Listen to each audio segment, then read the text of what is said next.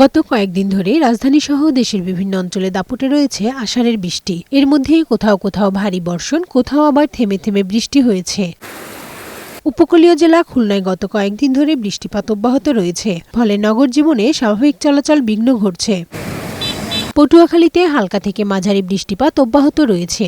উত্তাল রয়েছে পটুয়াখালীর কুয়াকাটা সংলগ্ন বঙ্গোপসাগর। নদ নদীর পানি স্বাভাবিকের চেয়ে কিছুটা বেড়েছে। আবহাওয়া অধিদপ্তর জানিয়েছে, বাংলাদেশের দক্ষিণ পশ্চিম উপকূলীয় এলাকায় সৃষ্ট লঘুচাপটি ঘনীভূত হয়ে স্থল নিম্নচাপে পরিণত হয়েছে।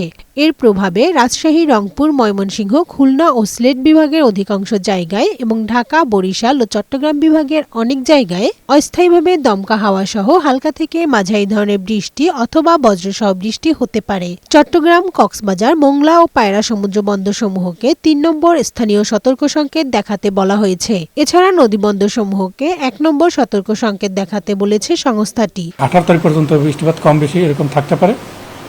এরপর তারপরের কয়েকদিন বৃষ্টিপাত কিছুটা কমতে পারে এবং সেটা 22 বা 23 তারিখে আবার বৃদ্ধি পেতে পারে। এদিকে ফেনীর বন্যা কবলিত এলাকায় ফ্রি মেডিকেল ক্যাম্প পরিচালনা করে বিজিবি। এ সময় বন্যার্তদের বিনামূল্যে চিকিৎসা সেবা ও প্রয়োজনীয় ওষুধ বিতরণ করা হয়েছে। কানিজ নুসরাত, বৈশাখী সংবাদ।